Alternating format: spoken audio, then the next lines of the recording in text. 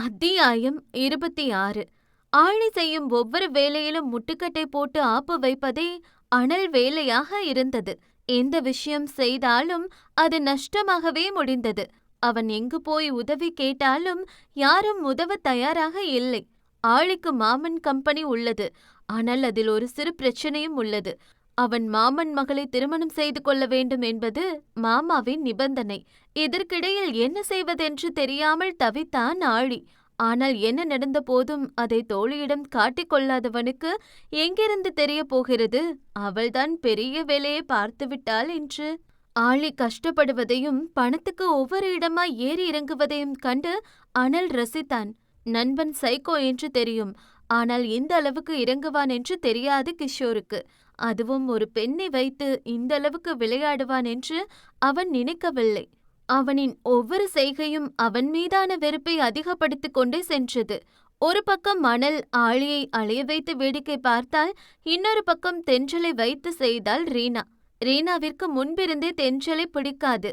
இதில் அவளுடன் அனல் நெருங்கி பழகுவது ஒருவித வெறுப்பை உண்டாக்கியது அவள் மனதில். இதில் தென்றல் வேலை செய்த கம்பெனியை ரீனாவின் அப்பா வாங்கிவிட்டதால் இது இன்னும் வசதியாக போனது அவளுக்கு.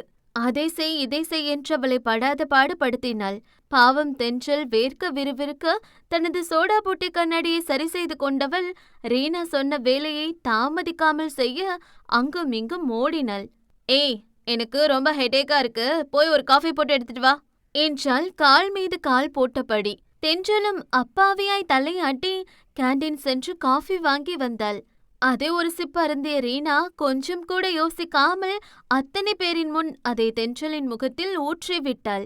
அங்கிருந்து அத்தனை பேரும் தென்றலை தான் பார்த்து கொண்டிருக்க, சூடான காஃபி முகத்தில் பட்டதும் அவள் முகம் அப்படியே சிவந்து விட்டது. அவள் சோடா பொட்டி தாண்டியும் கண்கள் கலங்குவது அப்பட்டமாய் தெரிந்தது அவளுக்கு. அழறியா? இதுக்கேவா? இன்னும் எவ்வளவோ இருக்கு. என் அனல் மேலே நீ ஆசைப்படுறியா? இதுக்காகவே உன்னை எண்ணெய் சட்டியில போட்டு வதக்கணும்னு தோணுதுடி. உன்னை ஓட விட்டு ஷூட் பண்ணணும்னு தோணுதுடி. அனல் கேவலம் உனக்கு ஜோடியா? அவன் தகுதி என்ன, அவ அழகு என்ன, அவனுக்கு இவ ஜோடியா? இதுக்காகவே உன்னை கத்தி வச்சு குத்தி கொல்லணும்னு தோணுதுடி என்று மனதுக்குள் எண்ணிக்கொண்டவள் நக்கல் சிரிப்புடன் அவளை ஏறிட்டாள். என்னடி இது, மயிறு மாதிரி காஃபி போட்டிருக்க? காஃபி மாதிரி இல்ல, நாய் பீ மாதிரி இருக்கு. மனுஷங்க குடிப்பாங்களா அத? என்ன கருமோ அது? உன் மூச்சு மாதிரி இருக்கு. என்னமோ இவ தின்னு பார்த்த மாதிரி சொல்றா. யாருக்கு தெரியும், பல பணக்கார பகட்டு வரைக்கும் திங்கிற பாதி ஐட்டம் இது வரைக்கும் நம்ம வாழ்க்கையில கேள்விப்பட்டிருக்க கூட வாய்ப்பில்ல. சரி, நமக்கென்ன, நம்ம கதைக்குள்ள போவோம். தென்றல் தயக்கத்துடன் சொன்னாள். இல்ல இல்ல மேடம், அது நான் போடல. தென்றல் தயங்கி தயங்கி பேசினாள். அப்போ ஆளு வச்சு போட்டியா? காஃபி போடலாம் ஆள் வச்சிருக்கியா? உன்னை பார்த்தாலே தெரியுதுடி, நீ எவனை வேணாலும் எப்படி வேணாலும் வச்சுப்பேன்னு. உங்கள மாதிரி ஆளுங்களுக்கு இப்படி எவனையாவது எதையாவது காட்டி வளைச்சு போட்டாதான் உண்டு. இல்லைனா வரதட்சணை கொடுத்து கட்டி கொடுக்க உன் அப்பனுக்கு வழி இருக்கா என்ன என்று அத்தனை பேரின் முன் அசிங்கமாக பேசினாள். தென்றலின் கண்களில் கண்ணீர் பெருக்கெடுத்து செல்ல, இப்பொழுது கூட தன்னால் தைரியமாக ஒரு வார்த்தை எதிர்த்து பேச முடியவில்லையே என்று அவள் கோழைத்தனம் எண்ணி அவள் மீதே அவளுக்கு கோபம் வந்தது. அங்கிருந்த அத்தனை பேரின் பார்வையும் தென்றல் மீது நக்கலாகவும் கேலியாகவும் படர்ந்தது. கேன்டீன்ல வாங்கிட்டு வந்த மேம். உதட்டை கடித்து அழுகையை கட்டுப்படுத்தியபடி சொன்னாள். அவளும் என்னதான் செய்வாள்? அவளையும் தாண்டி கண்கள் கலங்குகிறதே. வந்ததே ரீனாவுக்கு அப்படி ஒரு கோபம். சற்றும் யோசிக்காமல் தென்றலை பலார் என்று கன்னத்தில் ஒரு அறை விட்டவள், ஒன்னதான காஃபி போட்டு வான்னு சொன்ன. நீ உடம்பு வலிக்காம கேண்டீன்ல போய் வாங்கிட்டு வந்திருக்க. நான் சொன்ன வேலையை செய்யதானே உனக்கு சம்பளம் கொடுக்கறேன். ஆமா மேம். அழுகை அடக்கியபடி சொன்னவளுக்கு ஒருத்தர் கூட ஏதுவாக பேசவில்லை. அவ்வளவு ஏன், ஒரு பார்வை கூட பாவமாக படியவில்லை. அத்தனை பேரும் இதை கண்காட்சி போல ரசித்து பார்த்தார்கள். அதுதான் கொடுமையிலும் கொடுமை. கலியுகம் பிறந்து விட்டது போலும். ஐந்தறிவு ஜீவனுக்கு இருக்கும் மனிதாபிமானம் கூட இங்கு மனிதனுக்கு இருப்பதில்லை. அப்போ நான் என்ன சொல்றேனோ அததான் நீ செய்யணும். போய் எனக்கு சூடா காஃபி போட்டு எடுத்துட்டு வா. தென்றலும் அவள் சொன்னபடி காஃபி போட்டு எடுத்து வந்தாள். ஆனால் அவளோ, காஃபி வேண்டாம், மூடு மாறிடுச்சு, டீ போட்டு எடுத்துட்டு வா. கிரீன் டீ கொண்டு வா. காஃபில சுகர் இல்ல, டீல டிகாஷன் இல்ல. ஆனால் அவளோ, காஃபி வேண்டாம், மூடு மாறி விட்டது, டீ போட்டு எடுத்துட்டு வா, கிரீன் டீ கொண்டு வா, காஃபியில் சுகர் இல்லை, டீயில் டிகாஷன் இல்லை என்று ஒரு 30 முறை அங்கும் இங்கும் நடக்க வைத்து தென்றலை ஒரு வழி ஆக்கிவிட்டாள். காலையிலும் சரிவர சாப்பிடாமல் வந்துவிட்டாள் தென்றல். அதனால் பசி உயிர் போனது. கம்பெனியில் வேலை செய்யும் மற்ற அனைவரும் சாப்பிட லஞ்ச் பிரேக் சென்றுவிட தென்றலை மட்டும் போக விடாமல் வேலை மீது வேலை கொடுத்து டார்ச்சர் செய்தாள் ரீனா. தென்றலுக்கு பாவம் பசி வேறு உயிரை கிள்ளியது. ஆனால் அந்த ராட்சசிதான் அவளை போக விடாமல் கொடுமை செய்து கொண்டிருந்தாளே. அவளும் பொறுத்து பொறுத்து பார்த்தாள். ஆனால் அவள் மனம் இறங்குவது போல தெரியவில்லை. ஒரு கட்டத்திற்கு மேல் பசி கொடுமை தாங்க முடியாமல் வாய் விட்டே கேட்டுவிட்டாள். மேம், பசி மயக்கம் தாங்க முடியாமல் தயங்கி தயங்கி அழைத்தாள் தென்றல். என்ன? கடுப்பாய் பதில் வந்தது ரீனாவிடமிருந்து. பசி பசிக்குது மேம். அத்தனை தயக்கம் அதை சொல்லும் பொழுதே. அவள் பசியில்தான் இருக்கிறாள் என ரீனாவுக்கும் தெரியும். தெரிந்து தானே வேண்டும் என்றே அவளை விடாமல் கொடுமை செய்து கொண்டிருக்கிறாள். ரொம்ப பசிக்குதோ? அத்தனை நக்கல் அவள் பேச்சில். அப்பாவியாய் சொன்னாள். பசி வயிற்றை கிள்ளியது அவளுக்கு. அச்சோ பாவம். ஆனா ஒரு நாள் சாப்பிடலனா செத்து போயிட மாட்ட. ரொம்ப பேசாம எரர் கிளியர் பண்ணி மெயில் பண்ணு என்று மொத்த டீமும் செய்ய வேண்டிய வேலையை ஒற்றையாளாய் செய்ய வைத்தவள் அவளை தண்ணீர் கூட குடிக்க விடவில்லை. ஆபீஸ் டைம் முடிந்த அத்தனை பேரும் கிளம்பினார்கள். நைட் டியூட்டி பார்ப்பவர்கள் கூட வந்துவிட்டார்கள். அப்பொழுது கூட தென்றலை விடவில்லை ரீனா. தென்றலுக்கு அவசரமாக ரெஸ்ட் ரூம் வந்தது. நிற்க கூட முடியாமல் நெளிந்தாள். இன்னும் கொஞ்சம் விட்டால் இங்கே போய்விடுவாள் போலும். ஏய், சொன்ன வேலை செய்யாம நெளிச்சிட்டு இருக்க? போய் சொன்ன வேலை செய்ய. தென்றலுக்கு இதை எப்படி சொல்வதென தெரியவில்லை. பக்கத்தில் ஆண்கள் சிலர் அமர்ந்து வேலை செய்து கொண்டிருந்தார்கள். அதுவும் தலையெல்லாம் கலைந்து ஒரு மார்க்கமாக இருந்தவளை அடிக்கொரு முறை அங்கிருந்தவர்கள் பார்த்து கொண்டேதான் இருந்தார்கள். அவர்கள் முன் எப்படி இதை சொல்வதென்று தெரியாமல் கலங்கிய விழியுடன் துப்பட்டாவை இறுக்கி பிடித்தபடி நின்றாள். இப்ப சொல்ல போறியா இல்லையா? ரீனாவின் மிரட்டல் சத்தம் கேட்டு அங்கிருந்த அத்தனை பேரின் பார்வையும் அவர்கள் பக்கம் திரும்பியது. ரெஸ்ட் ரூம் போகணும் மேம். தலையை குனிந்தபடி சொன்னாள். அழுகை முட்டிக்கொண்டு வந்தது. ரீனாவின் வில்லத்தனம் மேலோங்கியது. கொஞ்சம் கூட இரக்கமில்லாமல் தலையை ஒரு பக்கமாய் சாய்த்து நக்கல் புன்னகை செய்தவள் அவளும் ஒரு பெண் என்பதை மறந்துவிட்டாள் போலும். உன் அதுக்கு கூட விடாத அளவுக்கு நான் கல் நெஞ்சுக்காரி இல்ல. நீ என்ன பண்ண? சுத்த தமிழ்ல சத்தமா கேளு, விர்ற என்றாள் தென்றல் முன் கால் ஆட்டியபடி. தென்றல் தயக்கத்துடன் திரும்பி பார்த்தாள். அங்கிருந்த அத்தனை பேரும் அவளைதான் பார்த்து கொண்டிருந்தார்கள். மேம் என்றாள் தயங்கி. நானே மனம் இறங்கி போக சொல்லிட்டேன். ஆனா தமிழ்ல கேட்டுப்போ என்றாள் சற்றும் மனம் இறங்காமல். தென்றல் கலங்கிய விழிகளுடன் பாவமாக பார்த்தாள். ரெஸ்ட் ரூம் போகணுமா இல்லையா? போகணும் மேம். அப்ப கேளு, தூய தமிழ்ல கேளு. இந்த சுதந்திர நாட்டுல தமிழ் பேசுறது கூட குத்தமா? நம்ம தமிழ் மக்கள் தமிழ்ல தான் பேசணும். கேளு பாப்போ சொடக்கிட்டு சொன்னாள். அவளுக்கு வேறு வழியே இல்லை. அவசரமாய் வந்தது. இன்னும் கொஞ்சம் விட்டால் அங்கே போய்விடுவாள் போலும். எப்படி இருந்தாலும் அவள் மானம் போய்விடும். அவளின் கைகள் துப்பட்டாவை இறுக்கி பிடித்தது. அவள் கண்கள் இரண்டிலும் கண்ணீர் தேங்கி நிற்க அவள் சொன்னது போலவே கேட்டாள். நான் சிறுநீர் கழிக்க போலாமா என்றால் அழுகையை கட்டுப்படுத்தி விம்மலுடன். அவமானம் பிடுங்கி தின்றது அவளுக்கு. அத்தனை பேரும் அவளைதான் பார்த்து கொண்டிருந்தார்கள். அத்தியாயம் 27.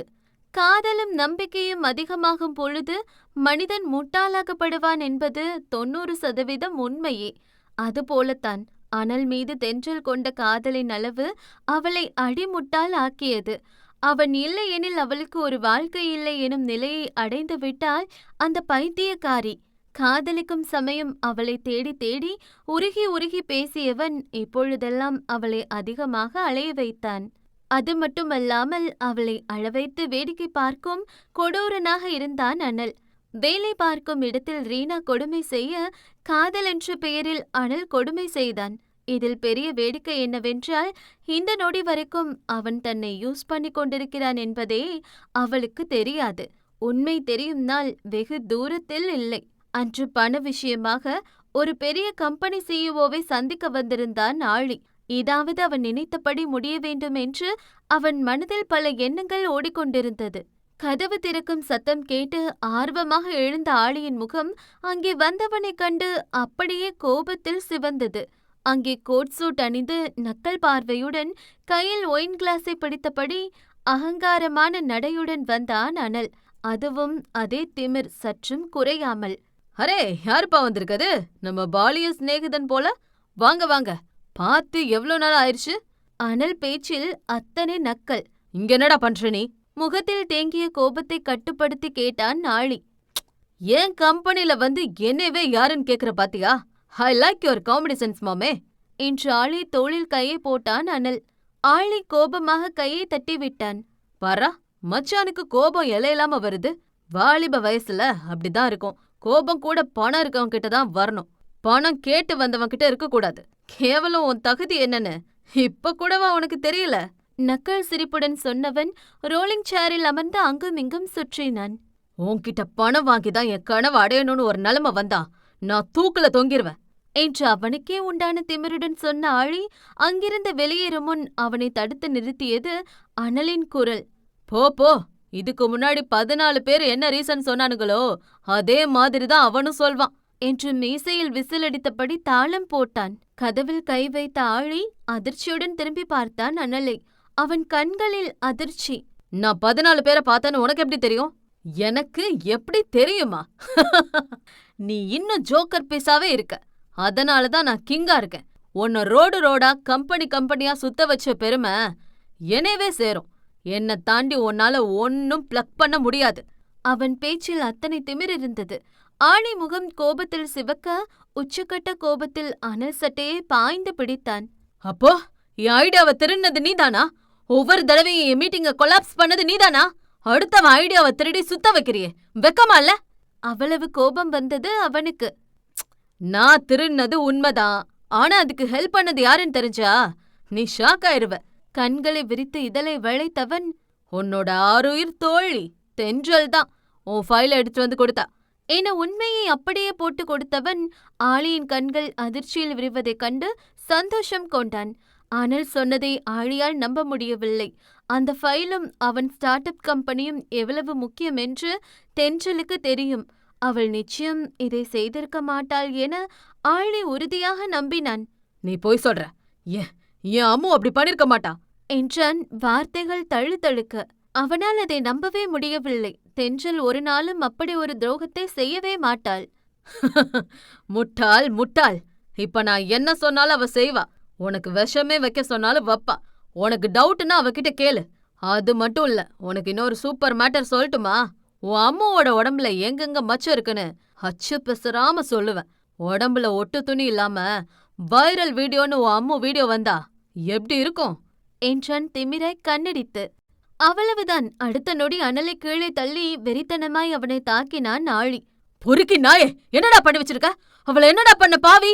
அவளை என்ன பண்ண என்று அவன் முகத்தில் விடாமல் குத்தியதில் அனல் உதடு கிழிந்து ரத்தம் எட்டி பார்த்தது. அப்பொழுது கூட வாய் விட்டு வில்லத்தனமாய் சிரித்தான் அனல். அவளை மொத்தமா பார்த்துட்ட. அவ மேட்ர முடிச்சுட்ட. வீடியோ கூட என்கிட்ட இருக்கு. அது மட்டும் இல்ல, அத மொத்தமா ஸ்ப்ரெட் பண்ண போறேன். சும்மா சொல்லக்கூடாது. அவ செம்ம கட்டதான். தொட்டதும் மொத்தமா விழுந்துட்டா என சிரித்தபடி உதட்டோரம் வடிந்த இரத்த துளிகளை துடைத்து கொள்ள ஆழியின் கோபம் இதை கேட்டு எல்லை மீறவே பக்கத்தில் இருந்த ஜாடி எடுத்து அனல் மீது வீசினான். ஆனால் அனலோ நூலிலையில் தவறிவிட்டான். இருவருக்கும் இடையே பெரிய கைகலப்பே நடந்தது. இருவரின் முகத்திலும் இரத்த காயம் எட்டி பார்க்க ஒரு கட்டத்தில் மூச்சு வாங்க இருவரும் ஒவ்வொரு மூலையில் விழுந்து கிடந்தார்கள். பொறுக்கி, அவ ஒரு அப்பாவிடா. அவளை ஏண்டா அப்படி பண்ண? உனக்கு என் கூட தானே பிரச்சனை. என்ன எது வேணாலும் பண்ண வேண்டியதானே. அவளை ஏண்டா அப்படி பண்ண? வேதனை ததும்பும் வார்த்தையுடன் வெறியாய் முறைத்தான் அவனை. அவளை டார்ச்சர் பண்ணாதானே உனக்கு வலிக்கும். அதுக்கு தாண்டா அனலும் வன்மத்துடன் சொன்னான். உனக்கு என் மேல கோவம்னா என்ன அடி. அவளை விட்டுரு. அவ வீடியோவை டெலீட் பண்ணு, இல்லனா உன்னை கொன்னுடுவேண்டா நானு. டெலீட் பண்ணவா இவ்ளோ ரிஸ்க் எடுத்து பண்ண? அத பார்த்துதான் டெய்லி மூடு ஏத்திட்டு இருக்கேன். அதை எப்படி மாமா இவ்ளோ சீக்கிரம் டெலீட் பண்ண முடியும்? உனக்கு என்ன தாண்டா வேணும்? என்ன பண்ண அவளை விடுவ? அனல் வில்ல புன்னகையுடன் மெல்ல எழுந்து நின்றான். என் கால்ல விழு, அதுவும் எல்லார் முன்னாடியும். அப்ப வேணும்னா யோசிக்கிறேன் என்றான் கழுத்தை ஒரு மாதிரி சாய்த்து வில்ல சிரிப்புடன். ஆழிக்கருக்கும் கோபத்திற்கு அனலை கொல்லும் வெறி வந்தது. ஆனால் இப்பொழுது தன் தோழியின் மானம் அவன் கையில் இருப்பதால் கோபத்தை அடக்கிக் கொண்டு எழுந்து நின்றான். உன் அம்முகிட்ட சொல்லி கேமரா வச்சிருக்க இடத்துல ட்ரெஸ் மாத்த சொல்லு. சரியா பார்க்க முடியல. என்றவன் முதுகுக்கு பின்னே சிரித்த அனலை இந்த இடத்தில் கொன்று குழி தோண்டி புதைக்கும் வெறி வந்த போதும் எதுவும் பேசாமல் வந்து வண்டி எடுத்தவன் நேராக வந்தது தென்றல் வீட்டுக்குத்தான். தென்றல் இப்பொழுதுதான் வாடிய கொடியாய் வீடு வந்து சேரவும் ஆளி கடும் கோபத்தில் கதவை தட்டவும் சரியாக இருந்தது. களைப்புடன் கதவை திறந்த தென்றல் என்னவென்று யோசிக்கும் முன் ஆளி எதுவும் பேசாமல் கிச்சனில் இருந்த இரும்பு ராடை எடுத்துக்கொண்டு தென்றல் பெட்ரூம் உள்ளே சென்று கதவை சாத்தினான். தென்றலுக்கு ஒன்றும் புரியவில்லை. ஆளி, என்ன பண்ற? என்னாச்சு? இவள் பாட்டுக்கு கதவை தட்டி கொண்டிருக்க ஆளியோ அதை காதில் வாங்கிக் கொள்ளாமல் அங்கு ஏதாவது கேமரா இருக்கிறதா என்று சுற்றுமுற்றிலும் தேடினான். உண்மைதான், அங்கு லைட் இருக்கும் இடத்தில் குட்டியாக கேமரா மறைத்து வைக்கப்பட்டிருப்பதை பார்த்து பல்லை கடித்தவன் அந்த கேமராவை ஓங்கி அடித்து உடைத்தான். ஆளி என்ன செய்கிறான் என்று தென்றலுக்கு புரியவில்லை. ஆனால் எதையோ அடித்து உடைக்கிறான் என்பது மட்டும் தெரிந்தது. ஆளி, என்னடா பண்ற? உனக்கு என்னடா ஆச்சு? கதவை திறடா என்று கத்தி ஓய்ந்தவள் சட்டை கிழிந்த முகத்தில் சிறு காயத்துடன் கதவை திறந்தவனைக் கண்டு அதிர்ச்சியுற்றாள். அவளுக்கு இந்த விஷயம் தெரியக்கூடாது என்று கேமராவை அடித்து நொறுக்கி வெளியே வீசிவிட்டான் ஆளி. எதோ உடைச்சு? உனக்கு என்னதான் ஆச்சு? யாராவது ஏதாவது சொன்னாங்களா? உடம்பு சரியில்லையா? என்ன காயுது? ஏன் சட்டை கிழிஞ்சிருக்கு என்றவள் அத்தனை கேள்வி கேட்க அவன் ஒரு கேள்விதான் கேட்டான். அடுத்த நொடி தென்றல் முகம் அப்படியே மாறி அவள் வாய் மூடிக்கொண்டது அதிர்ச்சியில். நீ அந்த ஃபைலை எடுத்து கொடுத்தியா? அதை கேட்கும் பொழுதே ஆளி கண்களில் அத்தனை வலி. அவள் அதை செய்திருக்க கூடாது என்று அவன் மனம் அடித்து கொண்டது. அத்தியாயம் 28. ஆளியின் கேள்வியில் வார்த்தையற்று தடுமாறி நின்றாள் தென்றல். அவனிடம் என்ன பதில் சொல்வாள் அவள்? நான் தான் அதை செய்தேன் என்ற உண்மையை சொல்வாளா? தென்றல் கண்கள் இரண்டும் கலங்கியது. நான் வந்து உதடுகள் இரண்டும் துடித்தது. அவள் வாய் திறந்து பதில் சொல்லாவிட்டாலும் அவள் தடுமாற்றம் சொல்லிவிட்டது அவனுக்கான பதிலை. மற்றவர்கள் என்ன செய்திருந்தாலும், ஏன் முதுகில் குத்தியிருந்தாலும் கூட அவனுக்கு இவ்வளவு வலித்திருக்காது போலும். ஆனால் தென்றலின் இந்த செயல் ஆளியை பெரிதும் உடைத்து விட்டது. அவன் கண்கள் முதல் முறை கலங்கியது. நீ யாருக்காக இதை பண்ணியோ அவன் நல்லவல்ல, இது சீக்கிரமே உனக்கு புரியும் என்றான் கனத்த இதயத்துடன். தென்றல் கண்கள் கலங்கியது. ஆளி, நான் தெரியாம பண்ணிட்டேன்டா. ஆளி, நில்லு என்ற விம்மலுடன் அவன் பின்னே ஓடினாள். ஆனால் ஆளி எதுவும் பேசாமல் மௌனமாக அங்கிருந்து வெளியே நடந்தான். நிச்சயம் ஏதோ தவறு நடந்திருக்கிறது என்று புரிந்தாலும் இப்பொழுது கூட அவளால் அனலை சந்தேகம் கொள்ள முடியவில்லை. பைத்தியக்காரி அவனை கண்மூடித்தனமாக நம்பிவிட்டாள். தலை வலித்தது பயங்கரமாக. ஆனாலும் நண்பனை அப்படியே விட முடியாமல் அவள் வீட்டை விட்டு கிளம்பும் சமயம் அவள் போனில் டங் என்று ஒரு சத்தம். என்னவென்று பார்த்தவளின் கண்களை அவளாலே நம்ப முடியவில்லை. இது உண்மையாக இருக்காது. வார்த்தை தடுமாற சொன்னவள் அந்த போனில் தெரிந்த போட்டோவை கண்டு அதிர்ச்சியுற்றாள். அதில் அனலும் ரீனாவும் மோதிரம் மாற்றி நிச்சயம் செய்த போட்டோ இருந்தது. வேறு யாரும் இல்லை, கிஷோர் தான் அனுப்பியிருந்தான். அவன் கெட்டவனாக இருக்கலாம், ஆனால் ஒரு பெண்ணை இந்த மாதிரி மோசம் செய்யும் அளவு கொடூரன் இல்லை. இதற்கு மேலும் அனலால் அவள் ஏமாற்றப்படுவதை அவன் விரும்பவில்லை. அதனால்தான் அந்த போட்டோவை அனுப்பிவிட்டான். தென்றல் உடனே கிஷோருக்கு போன் செய்தாள். இது உண்மை இல்லைன்னு மட்டும் சொல்லுங்க, நான் இதை நம்ப மாட்டேன். தட்டு தடுமாறி வந்தது அவள் வார்த்தைகள். அந்த பக்கம் கிஷோர் விரக்தி புன்னகை செய்தான். இன்னும் எவ்வளவு நாள் தான் முட்டாளா இருக்க போறீங்க தென்றல்? அது அனல் தான், உங்களுக்கு புரியலையா? அவனும் இழுத்து பிடித்து பொறுமையாக எடுத்து சொன்னான்.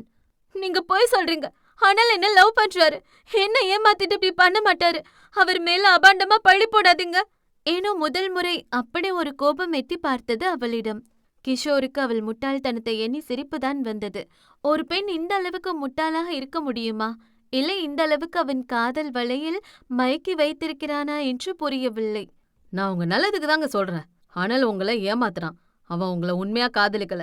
இப்பவே விலைக்கு போயிருங்க. உங்க மேல இருக்கிற அக்கறையில சொல்றேன். தென்றல் அதை நம்ப மறுத்தாள். அவள் மீது இருக்கும் நம்பிக்கையை விட அனல் மீது அவளுக்கு அதிக நம்பிக்கை இருந்தது. நான் நம்ப மாட்டேன். அனல் அப்பவே சொன்னாரு, நீங்க எங்களை பிரிக்க பாக்குறீங்கன்னு. அது உண்மை ஆயிடுச்சு. இப்போ யாரு சொன்னாலும் நான் நம்ப மாட்டேன் என்றவளுக்கு கோபத்தில் கண்ணீரும் சேர்ந்து வந்தது. இதுக்கு மேல என்னால ஒண்ணும் பண்ண முடியாது தென்றல். உன் மேல இருந்த அக்கறையில சொல்றேன். அவனை விட்டு போயிடு என்று போனை கட் பண்ணி விட்டான் கிஷோர். தென்றலுக்கு பைத்தியமே பிடிப்பது போல இருந்தது. இப்பொழுது கூட அனலை சந்தேகப்பட முடியவில்லை. ஆனால் அதே சமயம் இதை இப்படியே விடவும் மனமில்லாமல் உரிமைப்பட்டவனிடமே கேட்டுவிட முடிவு செய்தவள் அனலுக்கு ஃபோன் செய்தாள். ஃபோன் செய்து விட்டாள். ஆனால் பேசதான் தைரியமில்லை அவளுக்கு. அவனிடம் அத்தனை தைரியமாக அவளுக்கு பேசவே வராது. இதில் எங்கிருந்து இதை பற்றி கேட்பாள்? ஃபோன் பண்ணிட்டு அமைதியா இருந்தா என்ன அர்த்தம்? ஐ ஹவ் ஒர்க், சீக்கிரம் சொல்லு என்றான் அந்த பக்கம் நண்பர்களுடன் கூத்தடித்தபடி.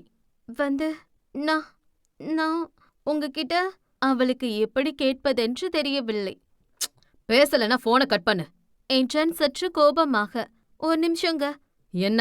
இல்ல வந்து உங்களுக்கு எனக்கு உங்களுக்கு இப்ப சொல்றியா இல்ல ஃபோனை கட் பண்ணட்டுமா? சற்று கடுப்புடன் கேட்டான் அனல். உங்களுக்கு என்கேஜ்மெண்ட் ஆன மாதிரி போட்டோ பார்த்தேன். எனக்கு தெரியும் அது கண்டிப்பா உங்க போட்டோவா இருக்காது. நான் அதை நம்பல, சும்மா சொன்னேங்க. அவனிடம் ஒரு நொடி அமைதி. ஏன் எதுவும் பேச மாட்டேங்கிறீங்க? அப்ப நீ என்ன சந்தேகப்படுற, அப்படித்தானே? அனல் குரல் இறுகியது. ஐயோ சத்தியமா இல்லங்க, நான் எப்படி உங்களை சந்தேகப்படுவேன்? நான் சும்மா தான் கேட்டேன். இந்த பக்கம் தென்றல் பதறினாள். ரிலேஷன்ஷிப்ல முக்கியம் நம்பிக்கை தான். அதுவே இல்லாத போது இதுக்கு மேல இது கண்டினியூ ஆகக்கூடாது. லெட்ஸ் பிரேக்கப் என்றான் சட்டென்று. தென்றலுக்கு ஒரு நொடி உலகமே சுழற்சியை நிறுத்தியது போல் இருந்தது. ஏன் இப்படி பேசுறீங்க அனல்? யார் என்ன சொன்னாலும் நான் உங்களை சந்தேகப்படவே மாட்டேன். ப்ளீஸ் அப்படி மட்டும் சொல்லாதீங்க. நான் உங்களை ரொம்ப லவ் பண்றேன். நீங்க இல்லைன்னா நான் செத்துருவேன் அனல். ப்ளீஸ் ப்ளீஸ் என்றாள் விம்மலுடன். நோவே, நம்ம பிரேக்கப் பண்ணிக்கலாம். இதுக்கு மேல எனக்கு கால் பண்ணவோ டெக்ஸ்ட் பண்ணவோ கூடாது. லெட்ஸ் மூவ் ஆன் என்றான் சாதாரணமாக. தென்றலுக்கு கண்ணீர் கன்னம் தாண்டி வடிந்தது. ப்ளீஸ் அனல், நீங்க இல்லைன்னா நான் செத்துருவேன். அப்படி மட்டும் சொல்லாதீங்க. ப்ளீஸ் என்னை விட்டுட்டு போயிடாதீங்க. நீங்க மட்டும் இல்லைன்னா நான் இருக்கவே மாட்டேன் அனல். நான் உங்களை சந்தேகப்படவே இல்லை.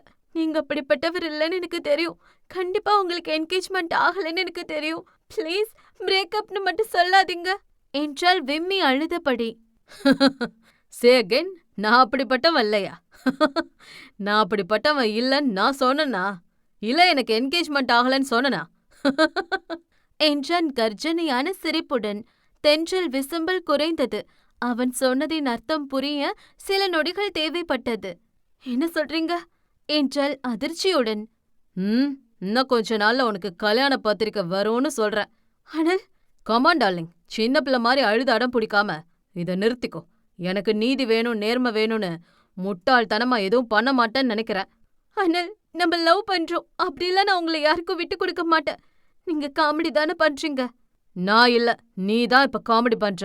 இது ஒர்க் அவுட் ஆகாது தென்றல். அனல் ப்ளீஸ் அப்படி சொல்லாதீங்க. நான் உங்களை ரொம்ப லவ் பண்றேன்.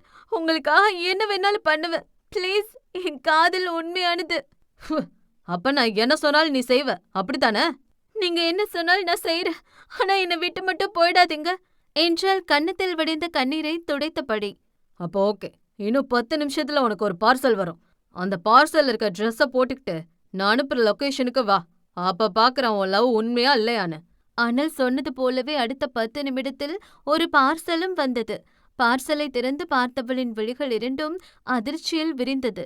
அதில் பிரா சைஸில் ஒரு பனியனும் முட்டிக்கு மேல் குட்டியாக ஒரு பாவடையும் மட்டுமே இருந்தது. அன்றொரு நாள் இதுபோல உடையணிந்த பெண்ணை பார்த்து தென்றல் சொன்ன வார்த்தை ஞாபகம் வந்தது. நான் உயிரே போனாலும் இந்த மாதிரி ட்ரெஸ் மட்டும் போடவே மாட்டேன். இப்படி ட்ரெஸ் போற நிலைமை வந்தா செத்தே போயிடுவேன் என்ற வார்த்தை இப்பொழுது ஞாபகம் வந்தது. அவன் வேண்டுமென்றேதான் அதே போல வாங்கி அனுப்பியிருக்கிறான். அந்த ட்ரெஸ்ஸை அழுத்தி பிடித்தது அவள் கரங்கள். மானத்தை விட வார்த்தையை விட அவள் காதலை பெரிதாக தெரிந்தது அவளுக்கு. அவன் கொடுத்த உடையை அணிந்து கொண்டவள் கன்னத்தில் வடிந்த கண்ணீரை துடைத்தபடி அவன் சொன்ன இடத்துக்கு வந்து நிற்க அவளை சுற்றி வளைத்தார்கள் ஆண்கள் சிலர். பீசு புதுசு போல, சும்மா சொல்லக்கூடாது. ஆளு சும்மா அமர்க்களமா தான் இருக்கு. ரேட் என்ன என்றவளை தவறான நோக்கத்தோடு நெருங்கி வந்தார்கள். தென்றல் கஷ்டப்பட்டு அவர்களிடமிருந்து தப்பி வர பெரும் பாடாகி போனது. வந்தவர்களும் போனவர்களும் அவள் உடையையும் அப்பட்டமாய் தெரிந்த அவள் அங்க வளைவுகளையும் வெளிப்படையாகவே ரசித்து சென்றார்கள். இதில் கொடுமை என்னவென்றால் அவள் அப்பா வயசிருக்கும் ஒருத்தன் தப்பான நோக்கத்தோடு தடவ வந்தான். இங்கு வா அங்கு வா என்று அவளை அலல்படுத்தி அலைய வைத்தான் அனல். அவன் வேண்டுமென்றே செய்கிறான் என்று அப்பொழுது கூட அவள் மரமண்டைக்கு புரியாமல் போகவே ஒரு கட்டத்தில் மலையில் நனைந்தபடி அந்த நள்ளிரவு நேரம் கை கால்களில் கீறல்களுடன் வாடிய கொடியாய் நடந்து சென்றவளின் முன்வந்து நின்றது கருப்பு நிற கார் ஒன்று. அதிலிருந்து பதட்டத்துடன் இறங்கி ஓடி வந்தான் ஆழி. ஏ தென்றல், என்ன கோலம் இது? நான் தான் சொன்னனே அவனை நம்பாதன்னு. உன்னை எப்படி நிக்க வச்சிருக்கான் பாத்தியா? வா போகலாம் என்று வேதனை ததும்பிய கண்களுடன் அவள் கைகளை பிடித்தான். என்ன அவன்கிட்ட கூட்டிட்டு போ ஆழி என்றாள் எங்கோ வெறித்தபடி. தென்றல், ஆர் யூ மேட்? இன்னுமா நீ அவனை நம்புற? அவன் ஒரு சீட்டர். உன்னை காயப்படுத்துவான். வேணாண்டி என்று அவன் கோட்டை கழட்டி அவளுக்கு மாட்டி விட்டான். அவனும் எத்தனையோ முறை சொல்லி பார்த்து விட்டான். ஆனால் அவள் வாயிலிருந்து வந்தது ஒரு வார்த்தை மட்டும்தான். என்ன அவன்கிட்ட கூட்டிட்டு போ ஆழி என்று மீண்டும் மீண்டும் அதைத்தான் சொன்னாள். அவனுக்கு வேறு வழியில்லை. அவள் கேட்டு அவன் இல்லை என்றும் சொன்னதில்லை. அதனால் அவளை வண்டியில் ஏற்றிக்கொண்டு மின்னல் வேகத்துடன் அவர்கள் வந்து நின்றது ஒரு பெரிய கட்டிடத்தின் முன்புதான். பெரிய பெரிய கோடீஸ்வரர்களின் பிள்ளையும் மில்லினரும் மட்டுமே வரக்கூடிய இடம்தான் அந்த பப். சாமானிய மக்கள் அந்த வாசல் பக்கம் கூட செல்ல முடியாது என்பதே நிதர்சனம். முற்றிலும் நனைந்து போயிருந்தவளின் முகத்தில் எந்த ஒரு உணர்வும் இல்லாமல் எங்கோ வெறித்து பார்த்தபடி இறங்கி நின்றாள். ஆழியன் அவளை கைத்தாங்கலாக அந்த பப்புள்ளே அழைத்து சென்றான். அங்கே கலர் கலர் விளக்குகள் மின்னிக் கொண்டிருக்க பல மாடர்ன் உடையணிந்த யுவதிகளும் காஸ்ட்லி ஆடையுடன் ஆண்களும் கையில் மதுக்கோப்பையுடன் கொஞ்சி குழாவி நடனமாடி கொண்டிருந்தார்கள். பார்க்க சகிக்கவில்லை எதையும். அப்படி சில அநாகரிக செயல்களும் அரங்கேறிக் கொண்டிருந்தது. கூச்சமே இல்லாமல் இதழை கடித்து மென்று தின்று கொண்டிருந்தார்கள் சில ஜென்மங்கள். நார்மலான மனநிலையில் இருந்திருந்தால் இப்படி ஒரு இடத்திற்கு தென்றல் வந்திருக்க மாட்டாள். ஆனால் இப்பொழுது அவளுக்கு காதல் பித்து முத்திவிட்டது அவன் மீது. அவன் சொன்னால் அவள் சாவையும் சுகமாக ஏற்கும் மனநிலையில் இருந்தாள். வாடிய கொடியாய் முற்றிலும் நனைந்து போயிருந்தவளின் கண்கள் அத்தனை கூட்டத்திற்கும் நடுவே ஒருத்தனை மட்டுமே தேடியது. அவள் மட்டுமல்ல, ஆழியன் கூட கண்களில் ரௌத்திரம் பொங்க அவனைத்தான் தேடிக்கொண்டிருந்தான். இவர்கள் மட்டுமல்ல, அங்கிருந்த பல கன்னி பெண்களும் கவர்ச்சியுடன் அவனைத்தான் தேடிக்கொண்டிருந்தார்கள். அவன் அனல் ஆத்ரேயன். அனல், அனல், டே அனல் என்று 3வது முறை ஆழியன் போட்ட சத்தம் அங்கு ஒலி எழுப்பிக் கொண்டிருந்த டிஜேவுக்கே கேட்டுவிட்டது போலும் பட்டென்று பாடல் நிறுத்தப்பட்டது. இதோ தன் பெயரை யாரோ ஏலம் போடுவதைக் கண்டு இத்தனை பேரின் தேடலுக்கும் சொந்தக்காரனான அந்த அனல் ஆத்ரேயன் ஸ்லோ மோஷனில் திரும்பி பார்த்தான். பேருக்கு ஏற்றாற் போல அந்த கூர்வழிகள் இரண்டும் சுட்டெரிக்கும் தீஸ்வாலை போல அனல் தெரித்தது. இதழில் குடிக்கொண்டிருந்த அந்த ஒற்றை வசீகர புன்னகை போதும் எப்படிப்பட்ட பேரழகியையும் வசியம் செய்ய. பல பெண்களை கட்டி இழுக்கும் மாயக்கண்ணன் அவன். அதற்கு ஏற்றாற் போல அவன் பக்கத்திலே இரு பெண்கள் அவனை உரசி அமர்ந்திருக்க அவன் நெஞ்சா முடிவரை கையாலே எண்ணிக் கொண்டிருந்தார்கள் அவர்கள். ஆலியைக் கண்டதும் விரிந்த அவன் இதழ்கள் பக்கத்திலே முற்றிலும் நனைந்து குட்டி பாவடையுடன் நின்று கொண்டிருந்த தென்றலை பார்த்ததும் அவன் கடையோரம் இதழ் இன்னும் நக்கலாய் சிரிப்பை தத்தெடுத்தது. அடடா, யாரு வந்திருக்காங்கன்னு பாருங்க. வாமா மின்னலு என்று நக்கல் சிரிப்புடன் இருக்கையிலிருந்து தாவி குதித்தவனின் ஆடைய சொன்னது அவன் பணத்திலே படுத்து உறங்கக்கூடியவன் என்று. ஆழியன் அவனை எரிக்கும் பார்வை பார்த்தான். ஆனால் அவன் பக்கத்தில் அமைதியின் சிகரமாய் நின்று கொண்டிருந்தவள் இப்பொழுதும் அவனை காதலுடனே பார்த்தாள். நக்கல் புன்னகையுடன் அவள் அருகே வந்த அனல் அவன் சுண்டு விரலை மெல்ல வாயில் வைத்து கடித்தபடி அவளை மேலிருந்து கீழ்வரை பார்த்தான். ஒரு 2 நொடி. அவ்வளவுதான். அடுத்த நொடி கைதட்டி சிரிக்க துவங்கி விட்டான். நான் சொன்ன மாதிரியே நான் கொடுத்த ட்ரெஸ்ஸ போட்டு வந்து வெயிட் பண்ணிருக்க போலயே. குட்டி பாவாடை வேற. ஆனா எனக்கு ஒண்ணு மட்டும் சொல்லு, நீ ரோட்ல நடந்து வரும்போது இந்த ட்ரெஸ்ஸ பார்த்துட்டு உன்னை நாய் கூடவா துரத்தல என்று அத்தனை பேரின் முன்பு அவளை அவமானப்படுத்தி சிரித்தான் அனல். ஆனால் அப்பொழுதும் கூட அவள் விழிகள் இரண்டும் காதலுடன் தான் அவனை பார்த்து கொண்டிருந்தது. பாவம், அவளுக்கு தெரியவில்லை இப்பொழுது கூட அவன் தன்னை அசிங்கப்படுத்துகிறான் என்று. எந்த தைரியத்துல இந்த ட்ரெஸ் போட்டது மட்டும் இல்லாம என்ன தேடி வந்திருக்க நீ? இன்னுமா உன் மூளைக்கு என்ன நடக்குதுன்னு புரியல? முட்டாள் முட்டாள் என்று அவன் சுண்டு விரல் கொண்டு அவள் நெற்றியில் வடிந்த தண்ணீர் துளியை சுண்டிவிட்டவன் அவளை நெருங்கி நின்றான் உரசும்படி. நீங்க நீங்க நீங்க தானே உங்களை நான் காதலிக்கிறது உண்மைன்னா இந்த ட்ரெஸ் போட்டுட்டு வர சொன்னீங்க என்று நடுங்கும் குரலில் திக்கி திக்கி வந்தது அவள் வார்த்தைகள். அப்ப நீ என்ன உண்மையா லவ் பண்றியா?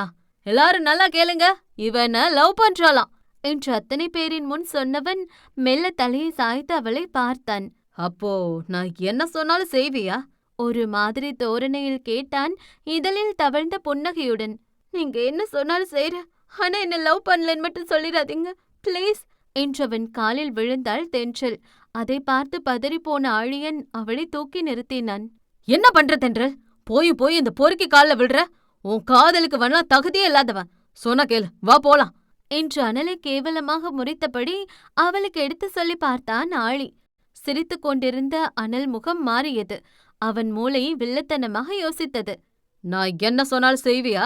வார்த்தை தென்றலிடம் இருந்தாலும் அவன் பார்வை ஆழியனிடம் இருந்தது. அவள் வசியம் செய்யப்பட்டவள் போல நாலா பக்கமும் தலையாட்டினாள்.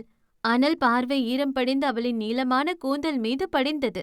நீ என்ன லவ் பண்றது உண்மைன்னா உன் முடியால என் ஷூவை தொட இப்பவே என்றான் இலக்காரமாக இதழ் வளைத்து. அத்தனை பேரும் சுற்றி நின்று வேடிக்கை பார்த்து கொண்டிருந்தார்கள். ஆழியன் அவள் கையை பிடித்தான். வேணா தென்றல், இவனை நம்பி அதை பண்ணாத. அவன் நல்லவன் இல்லடி, உன்னை வச்சு விளையாடிட்டு இருக்கான் என்று எவ்வளவோ கெஞ்சி பார்த்தான் ஆழி. ஆனால் அது எதுவும் அவள் செவிமடலை தீண்டி செல்லவில்லை. ஏதோ வசியம் செய்யப்பட்டவளைப் போல சற்றும் தன் மானம் எண்ணி கவலை கொள்ளாதவள் அனல் காலடியில் முட்டி போட்டு அமர்ந்தாள். கலங்கிய விழிகளுடன் அனலை நிமிர்ந்து பார்த்தவள் அவள் நீளமான முடியை முன்னால் எடுத்து அவன் ஷூவை துடைத்தாள். எங்கே தெரிந்தது அவள் காதலின் ஆழம் என்னவென்று.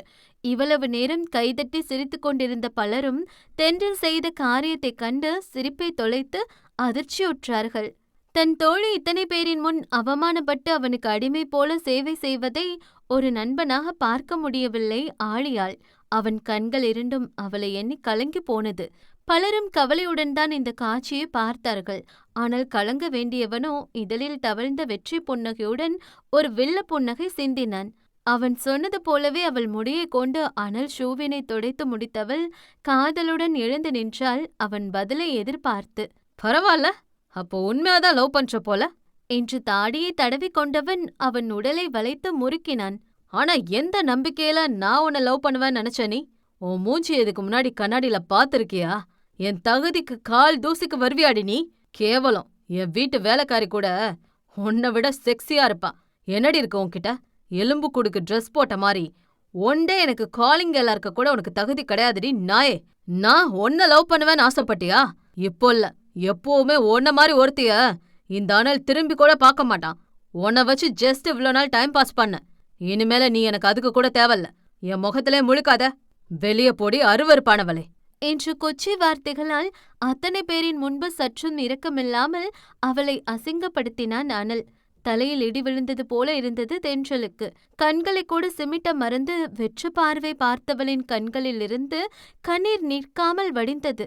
கதறி அழுக நினைத்தது அவள் மனம். ஆனால் முடியவில்லை.